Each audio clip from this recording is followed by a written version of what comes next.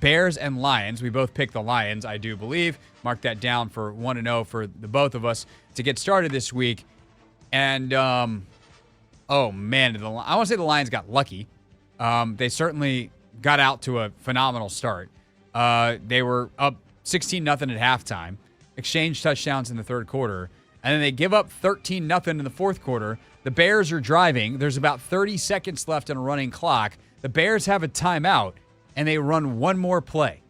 That was the last play that Matt Eberflus was the head coach of the Chicago Bears for. And that is 1,000% the correct call. Eberflus's record in close games was horrendous. And the problem goes beyond the actual performance, Anthony. Like, the thing about Flus, who's clearly a very, very good defensive coach, a very good defensive teacher, is he kept defending these indefensible decisions, which to me says you really don't get it, bro. Like, you really don't understand that this is not the right answer. If you think that allowing the 13-yard play before the Hail Mary, before Tyreek Stevenson is yapping to the crowd and Jaden throws the bomb in the Washington game is the right thing, that it really didn't matter, that tells me you need to either re-examine and learn some things, or you're not good enough to be an NFL head coach. And then to go down and manage that situation. Did Caleb manage it terribly? Yes.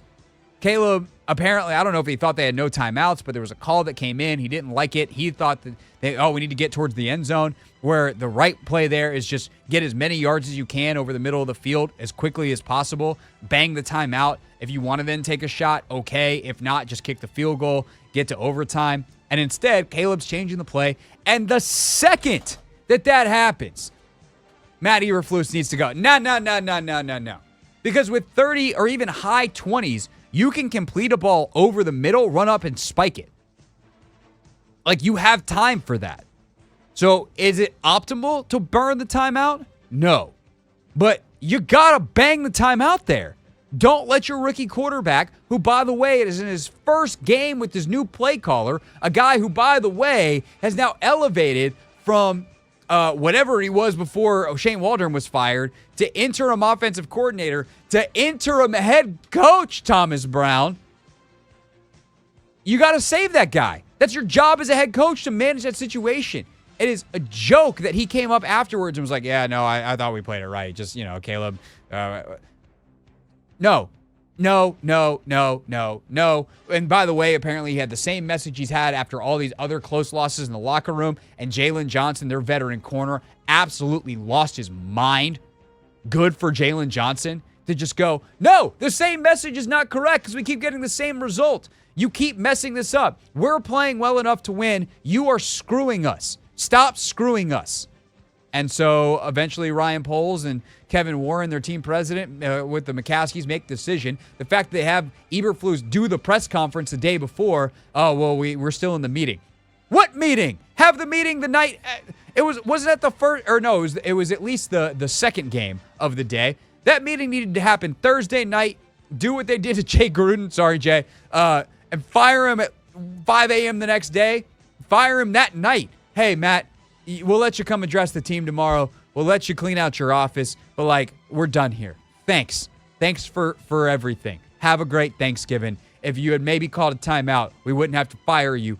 Freaking Thanksgiving. It's a joke, man. Yeah, too many times this season they had these late game debacles. And I think you always talk about it with Cliff and Dan Quinn, how good they are when it comes to situational football. This guy, if there was a report card, would get an F-, Craig. F-. Yes. He is terrible. Too many times. The Vikings, the Packers. Come on, dude.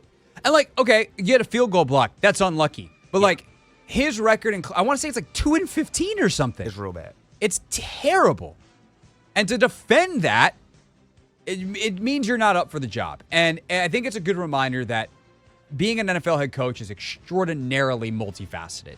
It's really hard. There's a schematic element. There's a leadership element. There is a how do you deal with live stress and situations and clock ticking element. And Flus is good at some of that stuff, but he's clearly not up for the other stuff. And if he wants to ever be a head coach again, he needs to do what DQ did.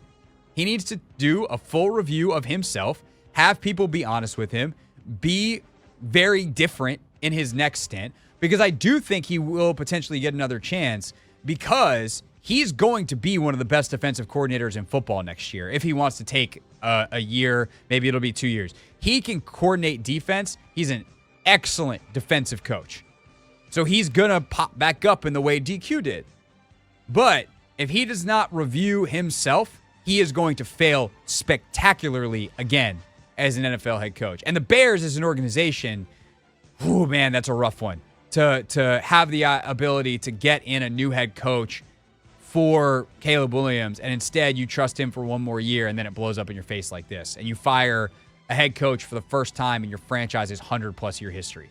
That is a rough look for Ryan Poles as the GM, for Kevin Warren as the team president. I understand why they did it, but damn, that is one that blew up in their faces big time. Not good, Craig. Not good.